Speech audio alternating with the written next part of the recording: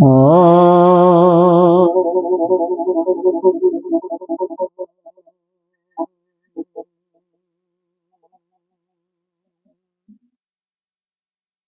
10 शांति मंत्र पढ़ेंगे। यह है, वहां पर ले लीजिए। ओम शन्नो मित्रः शन्वरुणः शन्नो भवते आर्यमा शन्नो इंद्रो बृहस्पतिः शन्नो विष्णुरुक्रमः नमो ब्रह्मणे नमस्ते वायु त्वमेव प्रत्यक्षं ब्रह्मास्मि त्वमेव प्रत्यक्षं ब्रह्म वदिष्यामि ऋतं वदिष्यामि सत्यं वदिष्यामि नन्माम् अवतु तदवक्तारमवतु अवतु माम् भक्तानाम्। ॐ शान्तिः शान्तिः शान्तिः।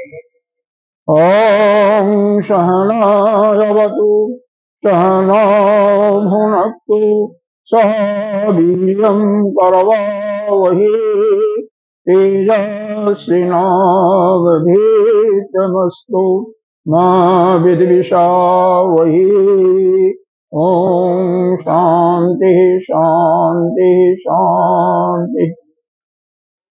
ॐ यक्षन्दशामृषभो विश्वरूपः छन्दोभ्यो अद्य अमृतात् सम्बभूव शमेन्द्रो मेधयास्करोतु अमृतस्य देवधारणो भूयासं शरीरं मे विचर्षणं जीवा मे मधुमत्तमा करणाभ्यां भूरिश्रुवम् ब्रह्मणः कोशोऽसि मेधयाति यतः श्रुतं मे गोपाय। ॐ शान्तिः शान्तिः शान्तिः। ॐ अहं वृक्षस्य रीरिव केते पृष्ठं गिरेरिव ऊर्ध्वपवित्रो वाजनीवोष अमृतमस्मि हृदं सवर्चसं त्वमेधामृतोक्षितः इति शङ्को वेदानुवचनम्। ॐ शान्ति शान्ति शान्ति। ॐ पूर्णमदः पूर्णमिदम् मुच्यते पूर्णस्य पूर्णमादाय पूर्णमेवावशिष्यते। ॐ शान्तिः शान्तिः शान्तिः। ॐ आप्यायन्तु ममङ्गानि वाक्प्राणचक्षुः श्रोत्रमदो बलमिन्द्रियाणि च सर्वाणि सर्वं ब्रह्मोपनिषदं माहं ब्रह्म निराकुर्यात् मा ब्रह्म निराकरोत् अनिराकरणम् अस्तु निराकरणं मे अस्तु तद आत्मनि निरतेज उपनिषत्सु धर्मा ते मयि सन्तु। ॐ शान्तिः शान्तिः शान्तिः। ॐ वाङ्मे मनसि प्रतिष्ठिता मनो मे भाति प्रतिष्ठितम् आविराविर्मयेधि वेदस्य म आदिस्तः स्वतं मे मा प्रहासेरनेन अधीतेन अहोरात्राणि संज्ञान् ऋतं वदिष्यामि सत्यं वदिष्यामि तन्माम् अवतु तदवक्तारमवतु अवतु माम् अवतु वक्तारम् अवतु वक्तारम्। ॐ शान्तिः शान्तिः शान्तिः। ॐ भद्रं नो अपि वातयामः। ॐ शान्तिः शान्तिः शान्तिः। ॐ भद्रं कर्णेभिः शृणुयाम देवाः भद्रं पश्येमाक्षभिर्यजत्राः स्त्रैरङ्गैः तुष्टवांस्तनूभिः वशेम देवहितं ददायुः। स्वस्ति नः इन्द्रो वृद्धश्रवाः स्वस्ति नः पूषा विश्ववेदाः स्वस्ति नस्ताक्षर्यो वरिष्ठनेमि स्वस्ति नो बृहस्पतिर्दधातु शांति शांति। ओं यो ब्रह्माणं विदधाति पूर्वं यो वै वेदांश प्रहरोति तस्मै तं देवात्मबुद्धिप्रकाशं मुमुक्षुवै शरणमहं प्रपद्ये। ओं शांति शांति शांति। ओं नमो ब्रह्मादिभ्यो ब्रह्म विद्या संप्रदाय करतेभ्यो वंश ऋषिभ्यो महद्भयो नमो गुरुभ्यो सर्वो पल्लवरहितः प्रज्ञानघन प्रत्यक्षरतो ब्रह्मैवाहमस्मि। ओं नारायणं पद्मभवं वसिष्ठं शक्तिं च तत्पत्रपराशरं च व्यासं सुखं गौरपदं महान्तं गोविन्दयोगीन्द्रमथाशिष्यं श्रीशङ्कराचार्यमथास्य पादं च हस्तामलकं च शिष्यं तं तोटकं वार्तिककारमन्मा अस्मद्गुणसन्ततमानतोऽस्मि। पुराणानाम् आलयं करुणालयं नमामि भगवद्पादं शङ्करं लोकशङ्करं शङ्कराचार्यं केशवं बादरायणं स्तोत्रभाष्यकृतौ वन्दे भगवन्तौ पुनः पुनः। ईश्वरो गुरुरात्मेति मूर्तिभेदविभागिनि व्योमवक्त्रव्याप्तदेहाय दक्षिणामूर्तये नमः। अभिमानि निराचष्टे तनोति शुभसन्तितम् अस्मृत्यमात्रेण रजतपुंसां ब्रह्मदन्मङ्गलं वम्। अधिकल्याणरूपत्व अनित्यकल्याणसंशय अस्मृत्याम्बरत्वाच्च ब्रह्मदन्मङ्गलं विदुः। ओङ्कारस्यात् शब्दस्य गायितौ ब्रह्मणः पुरा खण्डं वेत्ता विनिर्यातौ तस्मान्माङ्गलिको भूः। हिरणे गुरुभिः पूर्व पदवाक्य प्रमाणतः व्याख्याता सर्ववेदान्तः नित्यं प्रणतोऽस्म्यहम्। ओं शांति शांति शांति। हरि ओम। यह प्रस्तुत पुस्तक जो अभी चल रहा है इसका नाम है सर्व वेदांत सार संग्रह। सभी वेदांत, जितने भी वेदांत किसे कहते हैं, सार तो जानते ही होंगे। जितने भी हमारे 4 वेद हैं कुल, मालूम है, ऋग्वेद, यजुर्वेद, सामवेद और अथर्ववेद। इन वेदों का जो उत्तर भाग है, जिसे उत्तर मीमांसा के नाम से जाना जाता है, उसके जो प्रतिपादक हैं वह हैं व्याख्याकारक वह हैं स्वयं श्री व्यास भगवान जी, जिसको और उसका पूर्व जो है, जो पूर्वमीमांसा है, उसके जैमिनी ऋषि हैं।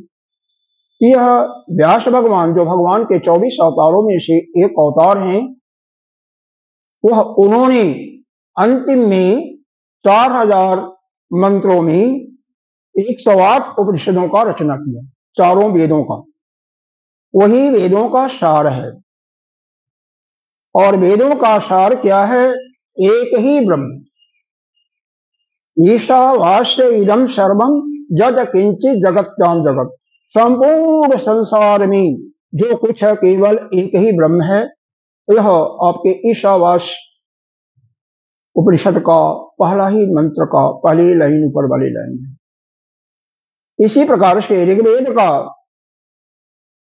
उपनिषद है, जिसको ऐत्रेय उपनिषद कहते हैं, उसका भी पहला ही मंत्र है ओम अस्य ओम अयम आत्मा इदम एक ब्रह्म इदम एक एवाक्रे आसीत न अब अन्य किश्चित मिशत। स इच्छते लोका सृजा इति, मतलब इस सृष्टि के आरंभ में केवल एक ही था, कौन? हमारी आत्मा। हमारी आत्मा एक ही था, और फिर उसके अलावा न कश्चित, कुछ भी नहीं था उसके अलावा विषय, न कश्चित इतने, कुछ भी नहीं था। उसी ने इच्छा थे, उसी ने इच्छा किया कि हम लोगों की सृजन करूं, फिर लोगों का सृजन हो। तो यहां पर उसी वेदांत को के सार को जगह जगह से इकट्ठा करके मंत्रों को, अद्वैतवाद सिद्धांत जो है कि एक ही ब्रह्म है, जीव और आत्मा में कोई भेद नहीं है, इसी को अद्वैत कहते हैं, अद्वैत सिद्धांत। इसी सिद्धांत का प्रतिपादन करने के लिए, हमें अपने स्वरूप का अनुभव कराने के लिए यह ग्रंथ प्रतिपादित किया गया है, लिखा गया है। किसके द्वारा? हमारे आदि गुरु शंकराचार्य जी के द्वारा। शायद शुरू में बताया भी गया होगा, हम इसको एक पुनरावृत्ति इसलिए कर रहे हैं कि कम से कम विषय क्या है, विषय के अंदर क्या वर्णन है, और फिर उसको जहां से कल छोड़ा गया था वहीं से हम आगे प्रारंभ करेंगे। पहले विषय के बारे में थोड़ा सा आपको बता देना चाहते हैं। तो इसमें क्या है? अद्वैतवाद का सिद्धांत। कोई भी ग्रंथ होता है, उस ग्रंथ को लिखने के पहले ही चार चीजों का समावेश होता है। पढ़ने के पहले भी हमें चार चीजों के उनके बारे में जानना चाहिए, जिसे हम कहते हैं अनुबंध चतुष्टय। अनुबंध चतुष्टय का पहला क्या है? अधिकारी इसका कौन हो, कौन पढ़ सकता है। दूसरा विषय क्या है। अब जैसे यह ग्रंथ है, इसका विषय आपको जब तक नहीं मालूम होगा तब तक आगे वही होगा कि थोथा गाल बताते जाए, गाल बताते जाओ, थोथा ही सब रह जाएगा, वही रह जाएगा ना। तो विषय क्या है और उसका प्रयोजन क्या है। प्रयोजन का मतलब जानते ही नहीं जानते हैं, उद्देश्य। भाई इस विषय को अगर हम ग्रहण करेंगे तो हमें किस चीज की प्राप्ति होगी, और यह विषय का जो हमारा प्रयोजन है उसको सिद्ध करने के लिए संबंध क्या है। यह चार चीजें, अधिकारी, निरूपण, विषय, प्रयोजन और संबंध, यह चार चीजों का समावेश कोई भी ग्रंथ होता है तो उसके पहले यही सोच करके लिखा जाता है। पढ़ने वालों को भी इन चारों चीजों के विषय में जब ठीक ठीक अनुभव होगा तभी विषय के अंदर जो कुछ वर्णन किया गया है वह आपके समझ में आएगा। ठीक है।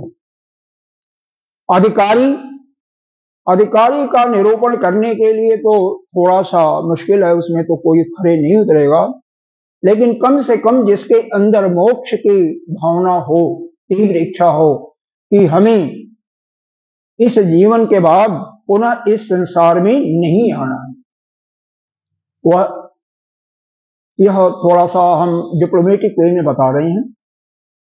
नहीं तो साधन चतुष्टय से संपन्न होना चाहिए। यहां पर जो दिया है, दिया ही नहीं है बल्कि सभी उपनिषदों का यही है सार कि कोई भी साधक जो उपनिषदों का ज्ञान अपने अंदर अनुभूति करना चाहता है उसे साधन चतुष्टय संपन्न होना चाहिए। साधन चतुष्टय क्या है? चार चीजें यहां भी है। पहला है विवेक। विवेक क्या होना चाहिए? जैसे दूध में पानी मिला दिया जाए, दूध और पानी का मिश्रण है, आजकल ग्वाले अक्सर यही बेचते हैं, दूध और पानी, लेकिन वो भी पाउडर वाले दूध से, वो जो पहुंच में आता है ना, उससे तो अच्छा ही होता है, क्योंकि वहां पर तो पता नहीं क्या क्या मिलाते हैं आजकल, यूरिया भी होती है और क्या क्या होता है। तो हंस जो होता है दूध को पी लेता है, पानी को छोड़ देता है। तो जैसे हंस का ज्ञान है, हंस के पास विद्या है कि वह एक वस्तु को दूसरे वस्तु से अलग करके और उसका सेवन कर जाता है, उसी प्रकार से यह जो हमारा पिंड दिखाई दे रहा है, इसमें दो चीजों का मिश्रण है, एक चेतन और एक जड़। समझ में आ रहा? नहीं समझ में आ रहा? जब तक यह समझ में नहीं आएगा आगे नहीं समझ में आएगा। जड़ क्या है? यह जो शरीर है, स्थूल शरीर जिसे कहते हैं, इसके अंदर सूक्ष्म शरीर भी है 17 तत्वों का बना हुआ, जिसमें 10 इंद्रियां हैं। यह इंद्रिय जो है ना, यह गोलक है। इंद्रियां इसका सूक्ष्म रूप से अंतःकरण में विराजमान है। यही 10 इंद्रियां श्रोत, चक्षु और घ्राण और यह क्या बोलता है रसना, त्वक इंद्रिय, पांच कर्मेंद्रिय में हाथ, पैर, बाणी पहले आता है वैसे, उपस्थ और पायु। उपस्थ माने यह जो है जनेन्द्रिय और पायु माने मलद्वार, जिनका विसर्जन होता है। यह 10 इंद्रिय मन, बुद्धि, चित्त, अहंकार। मन और चित्त को मन से बोधित करते हैं, चित्त और अहंकार को, बुद्धि और अहंकार को बुद्धि से। इस प्रकार से 17 तत्व होते हैं, 10 इंद्रिय और 5 प्राण भी होते हैं। तो 5 प्राण 15 हो गए, 2 यह ले लिया मन और बुद्धि 17। अलग अलग किया मन, बुद्धि, चित्त, अहंकार को तो वो नीच हो जाते हैं, लेकिन कई जगह 17 तत्वों का ही विवेचन है। तो यह सभी क्या है? जड़ है। और हमारे अंदर जो वह बैठा हुआ है, जिसकी तलाश के लिए हम यहाँ पर बैठे हुए हैं, उसी के शक्ति से हमारे मन में संकल्प विकल्प उठते हैं। बुद्धि किसी चीज का निर्णय करती है, निश्चयात्मका बुद्धि तत्वबोध के अनुसार। इंद्रियां अपने अपने काम करती हैं, प्राण भी उसी के शक्ति से चलते हैं, उसी को हम चेतन कहते हैं। वही नित्य शुद्ध बद्ध मुक्त आत्मा कहिए, ब्रह्म कहिए, कोई अंतर नहीं है। वास्तव में थोड़ा सा बहुत गूढ़ शब्द है, इसको समझ में शायद न आवे आसानी से। मैं सोच रहा हूं बताऊं कि न बताऊं। वास्तव में चलो बता देते हैं, यह समस्त जीव है कोई नहीं, जितने भी यह अनात्म, इन्हीं को अनात्मा कहते हैं। ये जो शरीर है ना, सब अनात्मा है, आत्मा नहीं है। लेकिन हम अपने मूर्खता बस, भ्रांति बस कि हम ही शरीर हैं, यह हमने किया, यह हमने ऐसा भोगा, हमें अमुक चीज ही चाहिए। यह प्रायः हम लोग करते रहते हैं, भोजन में विशेष करके, बालक विशेष करके, और हम लोग भी करते रहते हैं। यही हमारी क्या है? भ्रम कहिए या मूर्खता है, क्योंकि हम अलग हैं, शरीर अलग है। शरीर को चाहिए, किसको चाहिए? भूख प्यास किसे लगती है? यह हमारे प्राणों को, क्योंकि प्राण ही नित्य निरंतर 24 घंटे अनवरत चलते रहते हैं। तो इन प्राणों को चाहिए, जल भी चाहिए और अन्न भी चाहिए। लेकिन उसका स्वाद कौन ले रहा है? हम उसी आत्मा का प्रतिबिंब मात्र, जिसको चिदाकाश के रूप में कहिए या जीव रूप में कहिए, जीवात्मा कहिए, वही इस शरीर से संबंध बना करके अपने को कर्ता, भोक्ता और ज्ञाता मान, मतलब शरीर के द्वारा जो कर्म प्रतिपादित किए जा रहे हैं उसको अपना मान लेता है। इसीलिए यह बंधन में पड़ा हुआ है। मतलब बंधन में पड़ने का मतलब, शरीर को त्यागने के बाद इस शरीर के द्वारा जो भी पाप पुण्य किया हुआ है उसको फल भोगेगा, उसका भोग करके फिर यहीं पर आता रहेगा, जाता रहेगा। गतियां बताई गई 4 प्रकार की, वो यहाँ पर तर्क संगत नहीं है उसको बताने का, वो कभी और बताएंगे। तो इस प्रकार से यह चलता रहता है। लेकिन जिस समय उसको ज्ञात हो जाता है कि मैं शरीर, मन, इंद्रिय, बुद्धि, प्राण नहीं, इससे मैं अलग हूं, और शरीर से जितने भी संबंध बनते हैं, जितने भी यहाँ पर आपका बेटा, पति, पत्नी, पुत्र, मित्र, दोस्त, सखी, सहलर बनते हैं, किसके द्वारा? शरीर के द्वारा।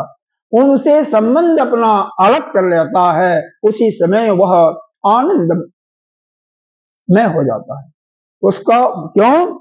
उस समय उसका जीवत्व भाव जो है जीव भाव समाप्त होकर के वही नित्य शुद्ध बुद्ध आत्मा हो जाता है। और आत्मा के अंदर न तो कोई गुण है, न किसी चीज का कोई विकार है, वह तो नित्य शुद्ध बुद्ध मुक्त आत्मा है।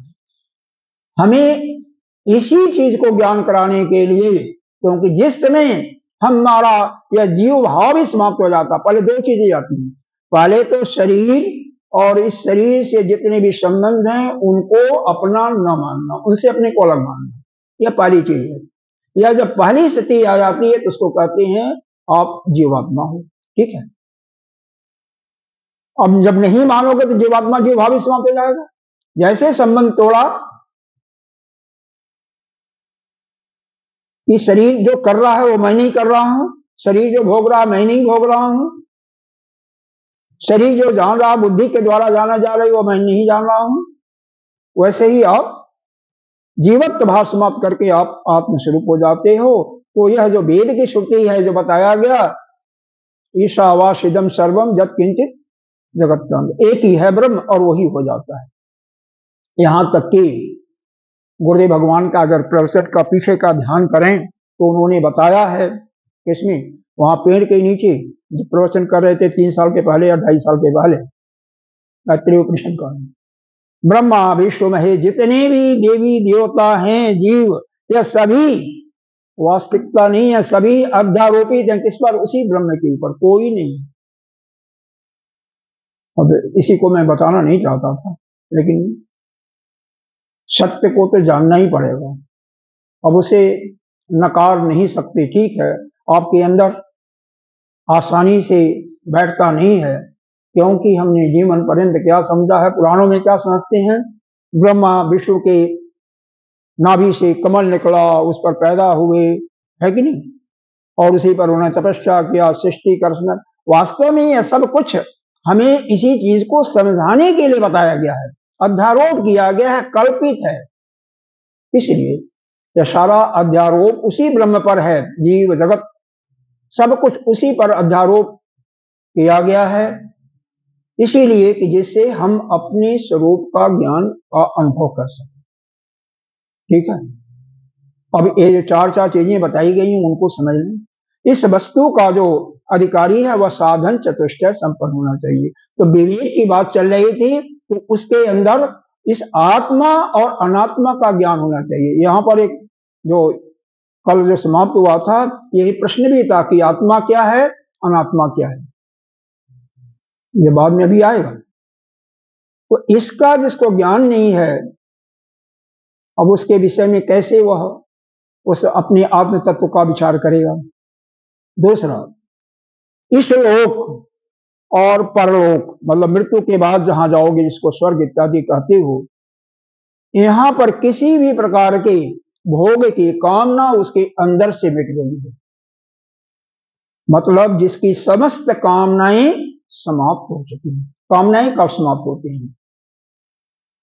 जब तक किसी वस्तु से प्रेम होता है कि नहीं? भाई भोजन से प्रेम है, भोजन के अमुक प्रकार के भोजन से आपको प्रेम है, रसगुल्ले से प्रेम है, तो प्रेम है और उसके स्वाद के कारण प्रेम हुआ, तो उसको प्राप्त करने के लिए आप उसके प्रति लालायित हैं, नहीं तो उसकी कामना नहीं आती। अमुक गाड़ी का भोग करना, गाड़ी में हमें इसी गाड़ी में चलना है, उस गाड़ी से आपका लगाव हो गया तभी तो। तो जितना भी हमारी दृष्टि इस संसार में फंसी पड़ी है, वहां से एक एक करके हटा करके उस ब्रह्म में जोड़ना है। यद्यपि सीधे वो जो ब्रह्म है उसमें आप नहीं जोड़ सकते हैं, उसके लिए क्या बताया गया है, साधन क्या बताया गया है, वह जो कल्पित माना गया है ना, सोपाधिक ब्रह्म, जिसको भगवान का तो ईश्वर कहो, उसकी कल्पना करो, और उससे भी काम नहीं चलेगा, क्योंकि वह तो सगुण निराकार है और वह ब्रह्म निर्गुण निराकार है। तो ये जो अवतार के रूप में, चाहे कन्हई को ले, कृष्ण को लीजिए, श्री राम को लीजिए, भोले बाबा को लीजिए, दुर्गा माँ को लीजिए, गणेश जी को लीजिए, हनुमान जी को लीजिए, किसी का जो सगुण भी है और दिखाई भी दे रहा है साकार, उसका उपासना करो, क्योंकि आपका भी शरीर भी सगुण साकार दिखाई दे रहा ना। तो इस शरीर से ही यद्यपि आपका नहीं है, फिर भी उपासना भक्ति भी शरीर से ही होगा, और बिना इसके आप भजन भी नहीं कर सकते हो, न किसी का उपासना ध्यान कुछ भी नहीं कर सकते हो, कुछ जान भी नहीं सकते हो, है कि नहीं। इसीलिए किराए का मकान है ना, चूता है टिप टिप टिप टिप बरसात में, तो उसको आपका नहीं है, लेकिन फिर भी आप रह रहे हो, उसको ठीक कराना आपका फर्ज बनता है, नहीं तो नुकसान कौन होगा, आप ही दुखी होगे ना। उसी प्रकार से इस शरीर में कोई भी किसी भी विकार की पैदाशी, जैसे रोग के लिए जब कहते हैं असाध्य रोग हो जाता है, तो व्याधि जैसे शुगर इत्यादि, या किसी प्रकार का इसमें संभावना टूट फूट हो जाए, तो उसका निराकरण आपको करना पड़ेगा। किस लिए? जिससे इस शरीर के माध्यम से हम सेवा करके, भजन करके, ध्यान करके या सत्संग के माध्यम से जान करके हम उस अपने आत्म स्वरूप की अनुभूति कर सकें। तो यह तो हुआ विवेक, ठीक है, विवेक और वैराग्य हो गया। वैराग्य, जहां जहां से वैराग्य है, रामचरितमानस में भी लिखा हुआ, सब कर ममता ताग बटोरी, सब जहां जहां प्रेम है उसका एक रस्सी बनो और हमारे में लगा दो। वह कौन है? वही जिसको आप देख रहे हो अवतार के रूप में, जो है श्री राम जी हैं, कृष्ण जी हैं, भोले बाबा हैं, लगाओ। पर बाद में उस ब्रह्म की बातें बाद में आएंगी, अभी तो धीरे धीरे। अब मान लो पायदान है, सीढ़ी है, आपको ऊपर जाना है, तो एक बैग जा सकते हो क्या? गिर पड़ोगे। आपको एक एक पैर, एक एक जो पाँव है उस पर चलना पड़ेगा, एक एक स्टेप बाय स्टेप चढ़ करके जाना पड़ेगा। उसी प्रकार से उस ब्रह्म की अनुभूति आपको जाने के लिए स्टेप बाय स्टेप, क्रम बाय क्रम जाना पड़ेगा। समझ में आ रही बात? एक बैग नहीं आ सकती, एक बैग, क्योंकि ईशावास्य उपनिषद में भी आया है, जो सीधे निर्गुण निराकार का भजन करता है, उसका ध्यान करता है, वो अभी गहरे कुएं में गिरता है, अंधकार में कुएं में गिरता है, तो सीधे नहीं जा सकते। जाने का रास्ता जैसे संसार में हम जाते हैं, एक एक कदम करके आगे बढ़ते हैं, एक एक पैरों को रखते, उसी प्रकार से इस आत्म जगत में, अध्यात्म जगत में भी हमें उसी प्रकार से जाना पड़ेगा। ठीक है। तीसरा क्या है? श्रम दम खट संपत्तियां। श्रम का मतलब शॉर्ट फॉर्म में बता रहा हूं, मन को वश में करना। दम का मतलब आपकी इंद्रियां भी, यानी विचेंद्रीय आप हो, जितेंद्रीय विजेंद्रीय, मतलब आपकी इंद्रियां आपके वश में हो, बिना आपके कहे हुए, आपकी इच्छा के कान किसी शब्द को न सुन सके, ऐसा तो किसी का कान नहीं होगा। आंख बाहर ही, सारी इंद्रियों का मुख किधर है? बाहर की तरफ है, तो जाएंगे बाहर। लेकिन सुनने का, देखने का, स्पर्श करने का मतलब क्या है? सूंघने का। आप सब कुछ संसार में व्यवहार करो, लेकिन उसका जो सार है अपने अंदर मत ग्रहण करो, उसको भोग करके बस वहीं छोड़ दो, कोई मतलब नहीं उससे। नहीं समझ में आ रहा ना? आप संसार में रहो, लेकिन उसका छाप, उसका संस्कार आपके अंतःपटल पर न पड़े। नहीं समझा? जैसे आपने भोजन खाया, खीर खाया, बहुत बढ़िया, उसका स्वाद कैसा है? वह आपके अंतःकरण में विराजमान न होने पाए, जिससे मन उसका संकल्प विकल्प न करे। आपको किसी ने गाली दिया, वहीं पर उसको भूल जाओ। आपने किसी को कुछ कह दिया, भूल जाओ। यह है कि जो कुछ इन इंद्रियों के माध्यम से जो कुछ हो रहा है, उसको आप मत अपने अंदर मत लाओ। ठीक है? अंदर लाओगे तो मन उसी का चिंतन करेगा, और जिस समय मन उनका संकल्प करने लगेगा, तो वह क्या हो जाएगा? वही बंधन में डालता है। तो इस संसार में रहते हुए, समस्त भोगों को करते हुए भी, उसका जो सार है, संस्कार है, वो अपने अंदर मत लाना। अगर आप उससे अप्रभावित हो और छूते हो, कोई प्रभाव नहीं पड़ा, तो आपका मन उनका संकल्प नहीं करेगा। इसका मतलब बिल्कुल आप उससे अलग होंगे। राजश्री जी समझ में आ रहा नहीं आ रहा? आ रहा। गुण है सब कुछ करते हुए, जो कुछ किया, गाली दिया, मारा, मारे गए, लेकिन उसके बाद आपको उसका बिल्कुल नहीं, जरा सा भी मन में कोई विक्षिप्तता नहीं होना चाहिए। कैसे? श्री रामचंद्र जी की याद करो। जब शाम को यह निश्चय हुआ कि सुबह आपको राजतिलक दिया जाएगा, उनके मन में कोई खुशी नहीं हुई, कोई हर्ष नहीं हुआ। सुबह बन जाने के लिए 14 वर्ष का दिया गया, तो भी कोई विषाद भी नहीं हुआ। ऐसे जो कुछ इस संसार में घटनाएं घट रही हैं, उसका आपके मन पर कोई प्रभाव न पड़े। न तो अच्छी चीज हो कोई हर्ष हो, और न तो दुख, मतलब गलत चीज होने पर कोई सुख हो। बहुत मुश्किल चीज है। जिसके अंदर आजा वही जो है महान, वही आगे बढ़ता। फिर ये इस इंद्रियों को वश में करने के लिए, मन को वश में करने के लिए जो कष्ट का सहन करना पड़ता है, उस सहनशीलता की शक्ति लाओ, उसी को तितिक्षा कहते हैं। ये तीसरा हो गया। चौथा, इस मन जैसे संसार में बताया गया, इससे आप ऊपर उठ गए। कुछ भी व्यवहार करो, कोई भी फर्क आपके ऊपर नहीं पड़ा, मन पर प्रभाव पड़ रहा है, तो इसका मतलब इससे आप उपरति। चौथा।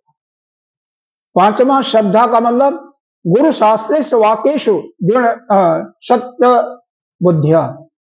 जो शास्त्र में लिखा हुआ है, जो गुरु आचार्य बता रहे हैं, उसमें सत्तत्व की बुद्धि से उसको अपना लेना, क्योंकि अभी आएगा वही श्रेष्ठ, वही ठीक है।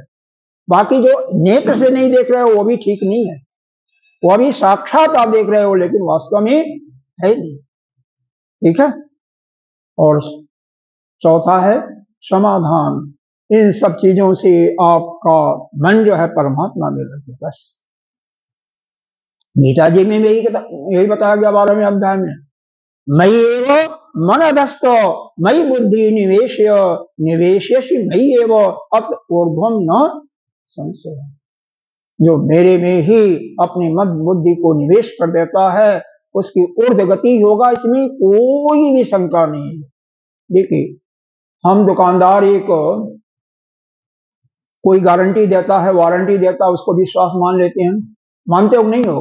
आपका पड़ोसी कहता है मैं इसकी गारंटी दे रहा हूं, कुछ भी नहीं, केवल जबान से। और भगवान के कहे हुए बात को हम गारंटी नहीं मानते। भगवान ने गीता जी में जगह जगह कई स्थानों पर वर्णन किया हुआ है, लेकिन हम भगवान के वचनों को नकार देते हैं, नहीं मानते हैं ना। सर्वधर्मान परित्यज्य मामेकं शरणं व्रज अहम त्वां प्रपश्यामि। बोलो। हाँ, तो मतलब जगह जगह भगवान ने गारंटी दिया, लेकिन भगवान पर हम क्यों नहीं विश्वास करते। तो इस प्रकार से इन, और अंतिम जो है चौथा जो है मुमुक्षत्व, मोक्ष, इस संसार से छूटने की तीव्र इच्छा। ऐसा जो व्यक्ति है वही इसका पात्र है, इसका अधिकारी है। विषय उस जीव और ब्रह्म को एकत्व स्थापित करने के लिए जो जोड़ है, यानी उस चिदानंद स्वरूप जो ब्रह्म है, उसी का के बारे में उसका ज्ञान प्राप्त करने का ही इसका मुख्य विषय है। वह क्या है? जीव और ब्रह्म, एक अद्वैतवाद का सिद्धांत जो है, जीव दोनों में एकीभूत करने का ही, वही उसी ज्ञान को यह वस्तु प्रतिपादन कर रहा है। इसका विषय वही है, उस ब्रह्म चैतन्य निर्गुण सच्चिदानंद ब्रह्म स्वरूप का ज्ञान है विषय। प्रयोजन क्या है? वही मोक्ष की प्राप्ति जो आपका है, जो आप चाहते हो, जो आपकी इच्छा थी चौथी। ठीक। संबंध क्या है यहां पर? बोध बोधक संबंध। जब शुरू में बताया गया है बोध बोधक संबंध, मतलब आपने सुना, श्रवण किया और आपको बोध हो गया, मुक्त हो गया। अब देखो, यहीं पर जो बताया गया, जिस किसी के भी अगर अनुभव हो जाता है कि संसार के अंतर्गत हम रह रहे हैं, वास्तव में संसार नहीं है, लेकिन हमारे शरीर के द्वारा जितने भी संबंध हैं, सब संबंध शरीर के द्वारा बने हैं। आपका जीवात्मा नहीं बनाया कोई संबंध। आप जब पैदा हुए उसके पहले आपका कोई नहीं था, यहाँ पर था। पैदा होते ही कोई बताया कि यह मौसी है या मामी है या दीदी है भाई है, तब हुआ ना। बाद में शादी हुई तो दुनिया भर के जंजाल बस गया। तो मानने का है ना, शाश्वत संबंध तो केवल एक आपका वही ईश्वर से है, वही परमात्मा से, वही ब्रह्म से है, वही नित्य निरंतर नित्य संबंध उसी का है, शाश्वत संबंध। और उसको छोड़ करके हम कहां फंसे हुए हैं? माने हुए संबंध को। ये माना हुआ है ना, ये वास्तव में संबंध नहीं है, लेकिन इसको हमने क्या मान लिया? सत्य। और उसको क्या मान लिया? उसको माना ही कहां थे? जो मान लिया वो तो पार हो गया, जो मान लिया वो ब्रह्म ज्ञानी हो गया। भाई जो इस संसार के संबंधों से नाता तोड़ दिया, उसका जीवत्व भाव ही समाप्त हो जाएगा। जब आप यह मान लिए कि मैं शरीर नहीं हूं, मैं मन बुद्धि चित्त नहीं है, तो आप जीव कहां रहे? आप तो शुद्ध नित्य शुद्ध बुद्ध मुक्त आत्मा हो गए, वही ब्रह्म हो गए। आपने इस सृष्टि की रचना किया, आपने इस सृष्टि की रचना किया, आप ही सभी के आत्माओं में आप ही विराजमान हो। गीता जी के 6वां अध्याय याद करो, सर्वभूतास आत्मानम सर्वभूतानि च आत्मनि इच्छते योग्युक्तात्मा सर्वत्र सम दर्शन। समत्व दृष्टि आ गया, एक कीड़े में भी और एक महात्मा भी, एक दृष्टि, व्यवहार की दृष्टि से नहीं। क्योंकि व्यवहार जब हम करते हैं तो यह अंतःकरण का, यह जो चोला हम पहन लेते हैं, उपाधि पहन लेते हैं ना, व्यवहार जब तक अंतःकरण नहीं होगा, मन बुद्धि नहीं होगी, तब तक व्यवहार नहीं कर सकते आप। तो वहां पर ज्ञानी को भी वह अंतःकरण को डालना ही पड़ता है। तो व्यवहार यथा योग्य ही करना पड़ता है। कुत्ते को अपने साथ तो नहीं बैठाओगे, यहां तक कि बताया जाता है और वेद के अनुसार अगर 1000 से कम स्क्वायर फुट का, अरे 1000 गज से कम स्क्वायर फुट का, अरे स्क्वायर गज से कम का अगर प्लाट है आपका है, तो उसमें कुत्ते को नहीं पालना चाहिए। क्योंकि कुत्ते का जो रोमा टूटता है ना, बहुत बड़ा असाध्य रोग का कारण होता है। गलती से उड़ करके कहीं भोजन में पड़ गया, जैसे लोग फ्लैटों में रखते हैं, तो ऐसी बीमारी हो जाती है कि उसका निदान कहीं नहीं। 500-1000 से कम अगर स्क्वायर मीटर या स्क्वायर गज से कम है तो नहीं रखना चाहिए। अरे क्या है, कौन ले जाएगा, किसका ले जाएगा? ले जाएगा, कोई नहीं ले जाने वाला है। यह जो भी है यहाँ पर संसार में दिखाई दे रहा है, लेकिन वास्तव में है नहीं, इसी को प्रतिपादित यहाँ पर किया हुआ है। जो कुछ आपको दिखाई दे रहा है कि यह धन है, यह सोना है, हीरा है, जवाहरात है, लेकिन वास्तव में वह क्या है? मिट्टी ही मिट्टी है। अब यह तो समझ में नहीं आएगा, नहीं आएगा, किसी के भी नहीं आएगा, शायद हमें भी ना आए, लेकिन बिल्कुल यही सत्य है। अब इसी को यह अनुबंध चतुष्टय मालूम हो गया कि इस जो ग्रंथ है, यह ग्रंथ के रचयिता कौन है? आदि गुरु शंकराचार्य जी।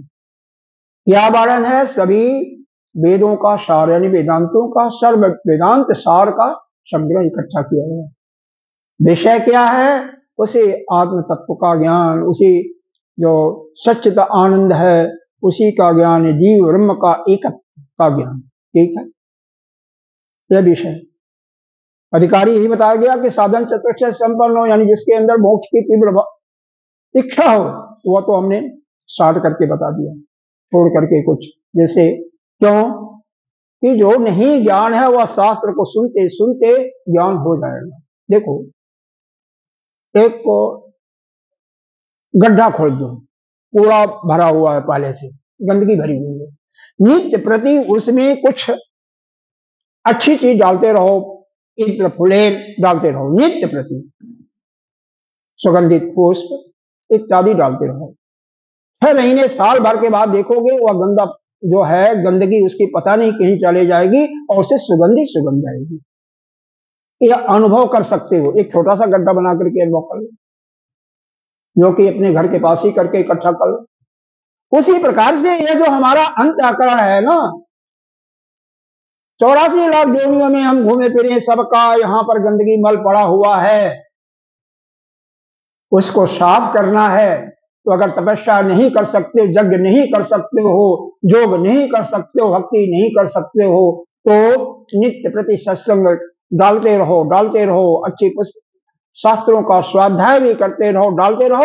एक दिन इसमें से जो चिंतन आएगा, मन में वही चिंतन आता है जो यहां पर होगा अंतःकरण में, वैसा ही आपके मन के अंदर इच्छा जगेगी, वृत्ति उसी प्रकार से उठेगी, उसके अतिरिक्त कोई भी वृत्ति उठने वाली नहीं है। और यहां पर जब शुद्ध नित्य प्रति सत्संग को श्रवण करते हुए, मनन करते हुए निदासन से डालते रहोगे, तो कुछ दिनों के बाद ही यहां से जो भी वृत्तियां उठेंगी वह भगवताकार ही, ब्रह्माकार ही वृत्ति उठने लगेगी। अगर नित्य प्रति आप चिंतन करते रहो कि तत्त्वमसि, तत्व के दृष्टि से मैं और ब्रह्म में कोई अंतर नहीं है, अहम ब्रह्मास्मि, हम ही ब्रह्म है, तो निश्चित रूप से उसी प्रकार की वृत्ति उठने लगेगी। शब्द भी देखोगे तो आप उसी प्रकार से शब्द देखोगे कि आप ब्रह्म ही हो, आपके सिवा कोई नहीं है। लेकिन एक दिन दो दिन में नहीं, भगवान ने बताया है अनवरत सतत युक्ता नाम, 10वें अध्याय का 10वां श्लोक है। नित्य प्रति जो भजन मेरा करता है, उसके लिए यह बात संभव होती है, सबके लिए नहीं होती है। और उसके लिए वह परमात्मा जो है ज्ञान भी देता है। कैसे?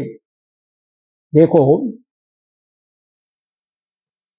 तेषां सतत युक्तानां भजतां प्रीतिपूर्वक ददामि बुद्धि योगम तम जेन माम आप्नुयान्ति थी।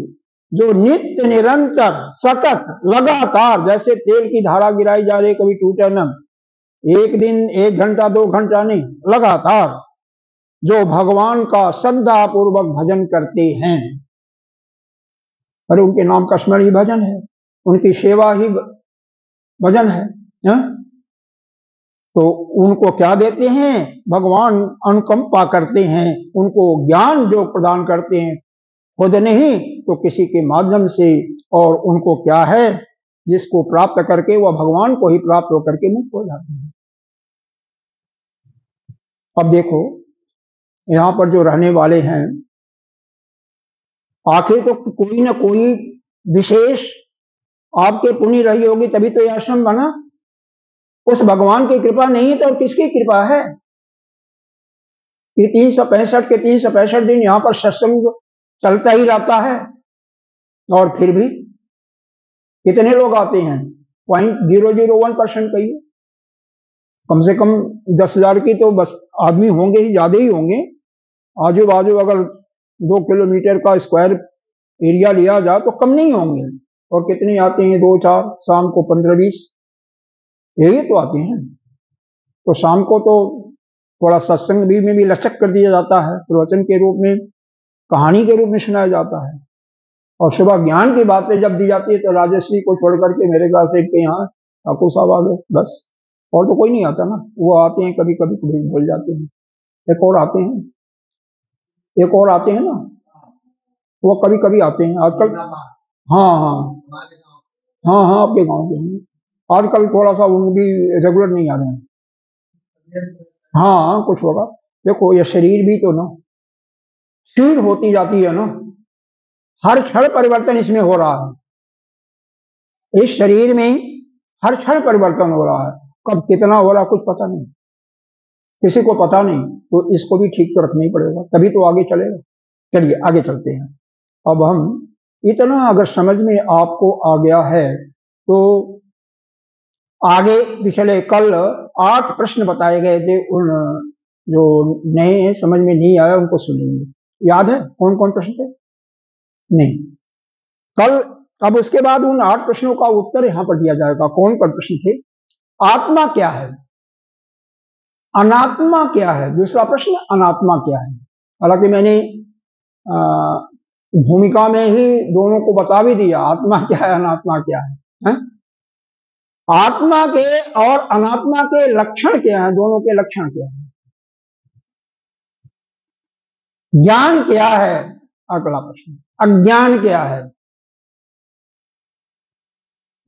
ज्ञान को प्राप्त करके कोई किस प्रकार से सुखी हो जाता है, आनंद की अनुभूति लेता है, और अज्ञान को प्राप्त करके कैसे कोई भय से दुखित होता है, भय युक्त हो जाता है। इस प्रकार से इन 8 प्रश्नों का उत्तर, अरे प्रश्न शिष्य ने गुरु से पूछा है, पिछले जो कल बताया गया था। सुनो, आत्मा क्या है?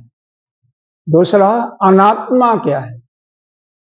आत्मा का क्या लक्षण है और अनात्मा का क्या लक्षण है? समझ में आ रहा है? तीसरा, ज्ञान किसे कहते हैं और फिर अज्ञान किसे कहते हैं? ज्ञान को प्राप्त करके कोई शोक रहित और फिर आनंद में डूब जाता है, आनंद में हो जाता है, नित्य निरंतर सुख का अनुभव करता है। लेकिन यदि अज्ञान उसके अंदर भर आया तो क्या है? भय से त्रसित होता रहता है, दुखी होता रहता है। तो इन्हीं 8 प्रश्नों का प्रश्न याद रहना चाहिए। उत्तर कोई भी दिया जाएगा तो जब प्रश्न याद रहेगा तभी उसका उत्तर आपको समझ में आएगा। उसके लिए जो योग्यता की बातें बताई गई हैं, विषय का संदर्भ है, नहीं कुछ है, तो सबसे सुंदर क्या है इस संसार में, जैसे डॉक्टर है ना, कितने प्रकार के पैथियां चलती हैं। एलोपैथिक सभी जानते होंगे, नाम सुना होगा, जो अंग्रेजी दवा देते हैं, सुना है। कुछ लोग आयुर्वेद की भी दवा देते हैं जो कि जड़ी बूटी के रूप में बनाई जाती है। कुछ होम्योपैथिक के रूप में जाते हैं जो यूनानी दवाएं हैं। कुछ पंचर भी करते हैं, प्रेशर भी करते हैं। कोई वैसे ही अन्य प्रकार की और भी पैथियां चली हुई हैं जिनका वर्णन किया जाए, केवल वह प्राण के माध्यम से भी कर देते हैं दवा, प्राण विसर्जन क्रिया इत्यादि से कर देते हैं। तो वह सब पैथियां दुनिया भर की चली हुई हैं, होम्योपैथी में भी अलग अलग। उसी प्रकार से अपने 2 चीजें हैं, एक तो ब्रह्म विद्या और एक ब्रह्म विद्या को प्राप्त करने की योग्यता। जब योग्यता आपके अंदर आ जाएगी तो ब्रह्म विद्या केवल सुनने मात्र से, उसमें कुछ नहीं करना पड़ता है, सुनते सुनते एक क्षण में, एक सेकंड में ज्ञान हो जाएगा। यही अष्टावक्र महाराज से जब प्रश्न पूछा गया था, कहां पर? राजा जनक के दरबार में। राजा जनक ने स्वयं पूछा कि कितने समय में ज्ञान हो जाएगा? उन्होंने कहा, राजन, एक पैर एक उस पर रखिए घोड़े के, और जब तक आप छलांग लगा करके दूसरा पैर रखेंगे, इतनी देर में ही ज्ञान आपको हो जाएगा। जो किसको होगा? जो पात्र होगा। जो योग्य नहीं होगा उसको नहीं होगा। अरे यही तो जो ज्ञान तो बता दिया गया आपको, समझ में आया हो तो, कि आप ब्रह्म ही हो, जीव नहीं हो, भ्रम बस पड़े हो जीव में। और एक बात यह भी ध्यान रख लो, किसी देवता की पूजन करो, पूजा तो करते ही होगे, बिना उसके काम भी नहीं चलेगा। यह मत सोचो कि आप ब्रह्म हो गए, पूजा करना पड़ेगा, क्योंकि जब तक आप दुखी हो रहे हो, मोह से युक्त हो, तब तक समझो कि कुछ नहीं हुआ है। बेशक 25 साल से सुन रहे हो, 23 साल से सुन रहे हो, बिल्कुल आपको शोक होता ही नहीं। कोई खास से खास किसी का डेथ हो गया, किसी का कुछ भी हो गया, कोई जब आपके अंदर कोई भाव ही नहीं आता, उस समय समझिए कि हमारे अंदर ज्ञान की उत्पत्ति हो गई। लेकिन ऐसा है क्या? नहीं, मैं तो नहीं मानता, मैं तो अपने अंदर ही नहीं मानता कि ऐसा अभी ऐसी परिपक्वता को अभी हम नहीं प्राप्त किए हैं। इसका मतलब हमारे अंदर वो अज्ञान की वृत्ति है। तो तब तक हमें, अरे गीता जी के 5वां श्लोक है, 18वें अध्याय, वो भी कहा, यज्ञ दान तप कर्म यह करते ही रहना चाहिए। और तीसरे अध्याय में बताया, जब तक आपका आत्मा में रति नहीं हो जाता, प्रेम नहीं हो जाता, आत्मा में ही संतुष्टि नहीं हो जाता, अपने आत्मा में ही तृप्ति नहीं हो जाती, तब तक आपको यह सारे कर्म करते रहना है। हो गई जिसकी अपनी आत्मा में रमण कर रही हैं, एकांत में कमरे में बंद कर दिया जाए, उसी में आप सुखी हैं, कोई मतलब नहीं है किसी से बात करने की, किसी मोबाइल भी नहीं है आपके पास, टीवी भी नहीं है, और आप सुखमय जीवन व्यतीत कर रहे हैं, आप ध्यान में हैं, भजन में लगे हुए हैं, मस्त हैं, फिर तो ठीक है। आपने आत्मा में ही कर रहे हैं, तृप्त हो रहे हैं, आत्मा में संतुष्ट, आपको किसी की जरूरत भी नहीं है। उस समय आपको संसार के किसी कर्म से कोई प्रयोजन नहीं है। फिर लोक संग्रह के लिए कर सकते हैं, जैसे गुरुदेव भगवान ज्ञान युक्त होने के बाद भी कर्म करते रहते हैं। क्यों? भगवान कृष्ण ने स्वयं कहा है, हे अर्जुन, मेरे को कोई कर्म बाकी नहीं, किसी कर्म की आवश्यकता नहीं है, लेकिन मैं आने वाले पीढ़ियों को दिखाने के लिए अकर्मण्य नहीं रहना चाहिए, क्योंकि आलसी आदमी कुछ भी नहीं कर सकता है, इसलिए मैं कर्म कर रहा हूं, देख तेरा सारथी वाला हूं। क्यों कहा था? क्योंकि उस समय अर्जुन खुद पलायनवाद कर रहा था ना, युद्ध छोड़ करके भागना चाहता था, इसलिए कहा, हे अर्जुन, आलसी के लिए तो यह संसार है ही नहीं, चाहे कोई भी हो, कर्म करते रहना चाहिए। वो छठी भूमिका में, पदार्थ भावना में पहुंच जाते हैं, उनके लिए तो बात अलग है। ज्ञान के साथ भूमिका भी वशिष्ठ योग में, योग वशिष्ठ में बताया गया है। तो वह स्थिति जिसकी छठी भूमिका हो जाती है, पदार्थ भावना, सातवीं तुरीय अवस्था में, तो वह जिंदा ही नहीं रहता ज्यादा दिन तक, 30 दिन 45 दिन, उसमें भोजन सब छूट जाता है। पदार्थ भावने में भी कोई खिला दिया, खा लिया, नहीं तो कोई मतलब नहीं, जैसे उड़िया बाबा का स्थिति थी। ऐसे लोगों महान विभूतियों की स्थिति हो जाए। नहीं तो संसार में ज्ञान होने के बाद भी अगर हम दूसरों को उपदेश दे रहे हैं तो करना चाहिए, देना ही चाहिए ना, क्योंकि लोग उसी रास्ते पर भी चलेंगे ना, आने वाली पीढ़ी चलेगी, उसका अनुकरण करेगी। ये एक श्लोक पढ़ लेते हैं, उससे समय तो हो गया, चलो एक श्लोक तो पढ़ लेते हैं। यह याद रखिए कि 286 श्लोक तक यह कल तक हो गया था। हम आज सिर्फ भूमिका पर विशेष ध्यान इसलिए दिए हैं कि जिससे आपके मन में आ जा कि क्या हमें समझना है, किस रास्ते पर यह पुस्तक हमें ले जा रही है। राजश्री जी अच्छी तरह से समझ में आ गया होगा, नहीं आया होगा तो बोलो।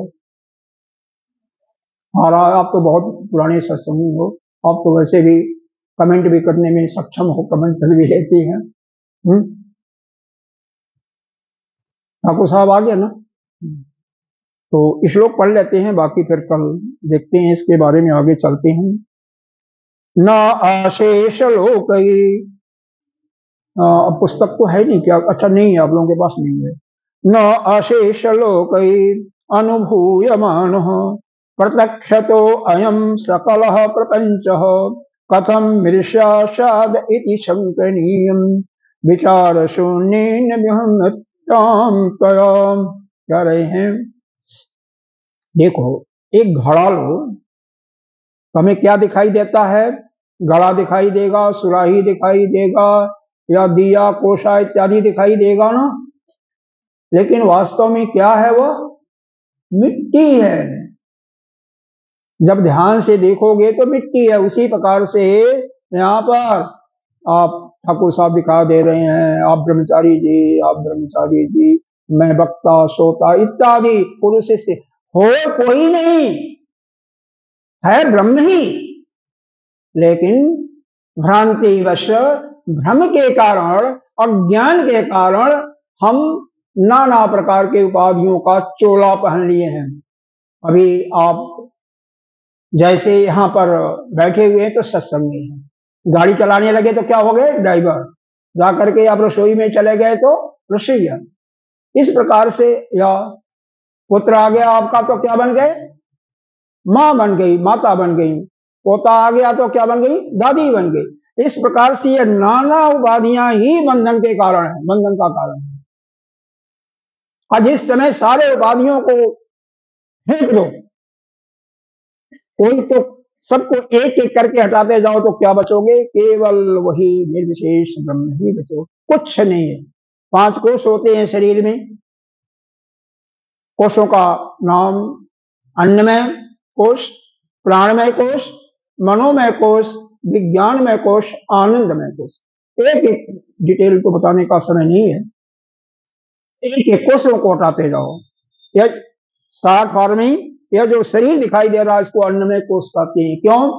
यह अन्न से ही पैदा होता है, अन्न से ही पलता है, अन्न से ही बड़ा होता है। इसके बाद प्राणमय कोष, जिसमें 5 प्राण, अरे 5 प्राण भी हैं। 5 प्राण का नाम जानते हो कि नहीं जानते हो? नहीं जानते हो।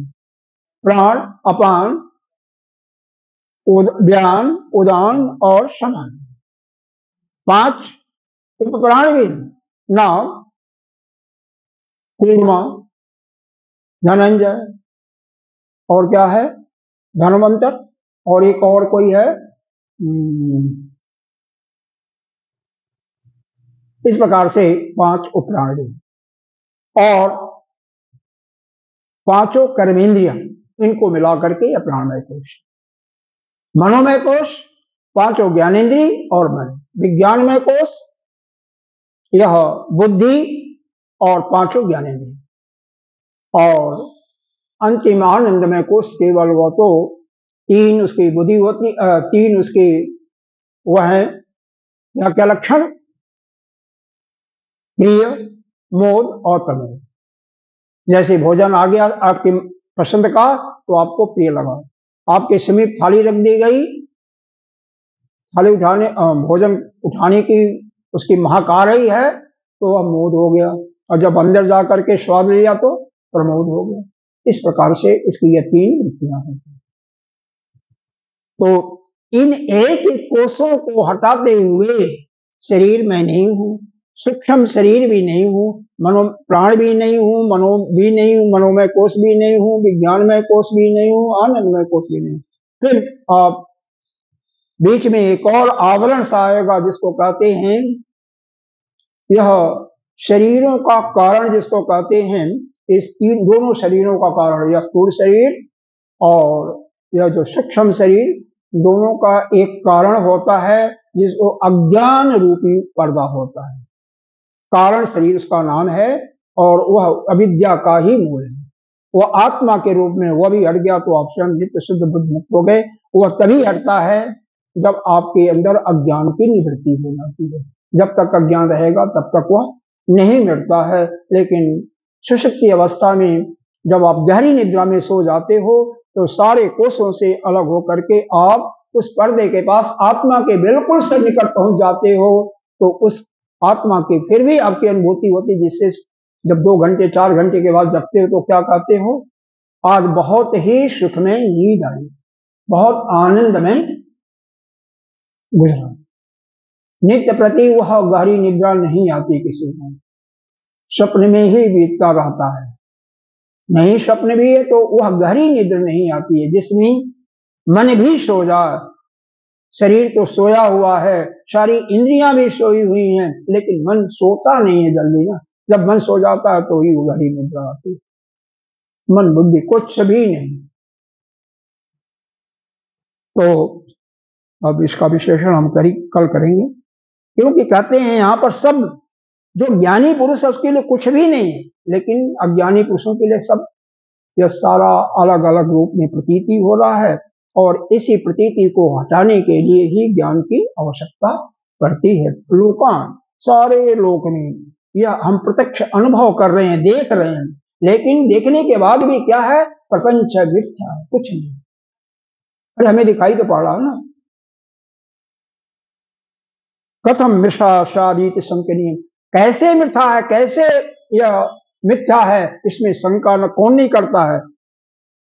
विचारशील पुरुष ही नहीं करता है, करेगा। जो ज्ञानी है वही नहीं शंका करेगा, लेकिन जो मोह में डूबा हुआ है, विवेक शून्य है, वही शंका करेगा ना।